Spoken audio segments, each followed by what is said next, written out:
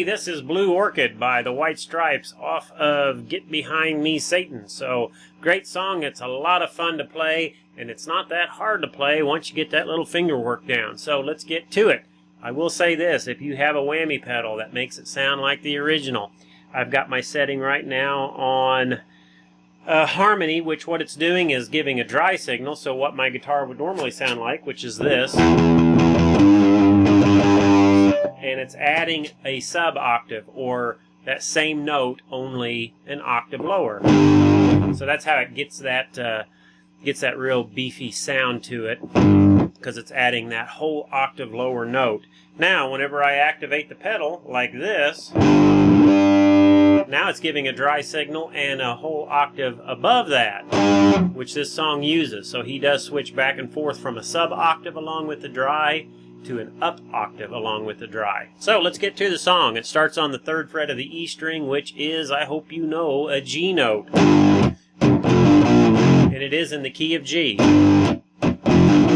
So it's going to go hit that first note there, the 3rd fret of the E string, and then you're going to go 1st fret, back to 3rd fret. Then you're going to go to the 1st fret on the A string, back to the 1st fret on the E string.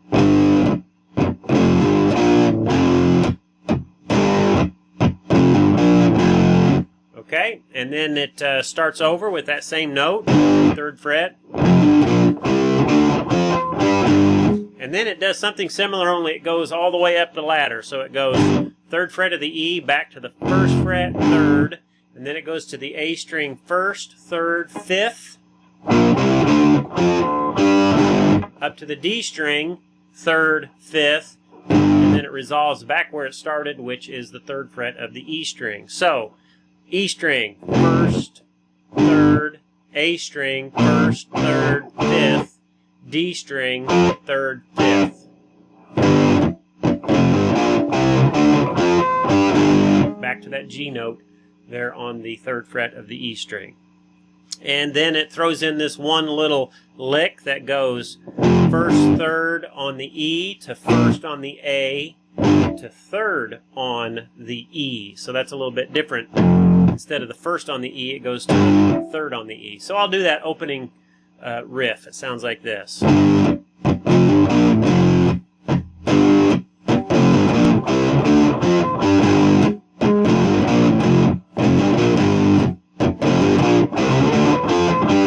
Okay? And a couple of times, you know, like for instance on the A string from 3rd up to the 5th, you can slide up to that. Just gives a little bit of personality. Don't think of these as just individual notes. Think about trying to bring each of those notes to life at an appropriate time. Another thing is you can give it a little bit of vibrato, a little shake on some of those strings. Not all of them, but just a few that you want to accentuate a little bit. See, I just did that 1st fret of the E string, which is an F note, just a little bit.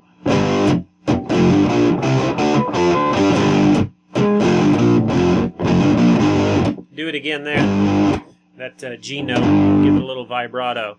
Now, right before he starts singing, he does add in a couple extra notes. So I'll start from the beginning, goes...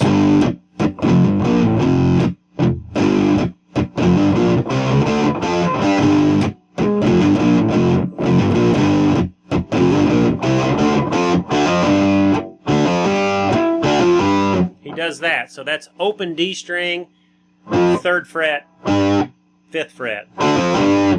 So he leaves off. Guess what? All he's really doing is adding open and 3rd back in there. So he's just kind of adding a little bit of extra layer right before he goes to that. And that's a G note, same as that, just an octave higher.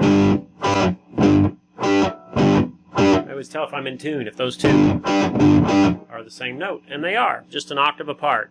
So, and then it goes back to that G note there on the 3rd fret of the E string. And when he does that, it does throw it off time just a little bit. Like it's almost like instead of hitting that on the 1st beat, he hits that on the 2nd beat, which makes it sound like he's hurrying into that next part. But the reality is he's just a little bit slower on hitting that note right before he goes back into the main riff. Don't knock yourself out on that. If you can throw that in there, throw it in. If not, if it throws you off time, don't worry about it. Just kind of keep with that main riff until you've got that down. Okay, next is the part that sounds like this.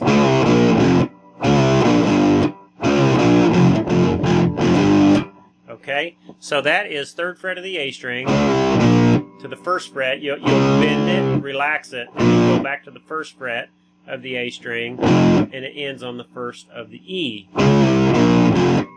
And then you'll do that bend again, only you'll be a little slower on it this time.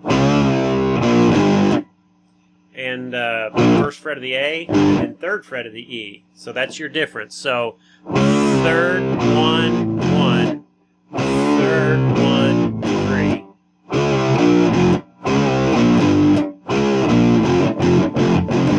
Back to the 1st, that 3rd time you go through it, it goes to that 1st fret of the E string, which you'll hit, boom, boom, boom, up to the 3rd on the E. So that part is...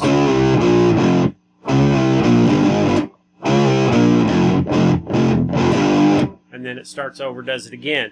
Now that's when he actuates this pedal here, which takes it from dry sub to dry up. So it goes, I'll do the first one.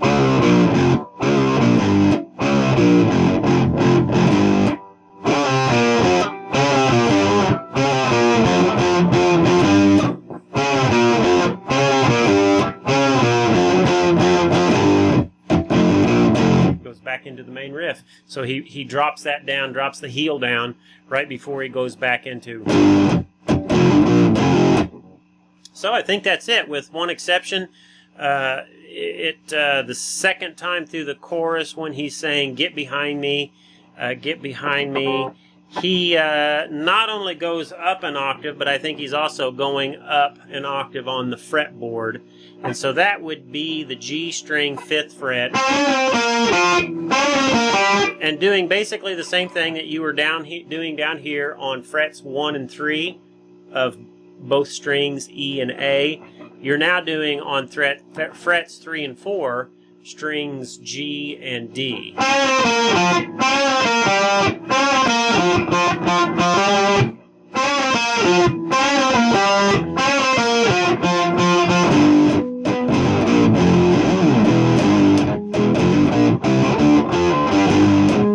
Is it. I do believe this is a song that takes a little bit of practice, but you can get the fingering down and then you can sing right along with it, and it's fun to sing. And don't worry about how good you are, just have fun with it. And that is it. Over and out from my easy chair, Blue Orchid, White Stripes.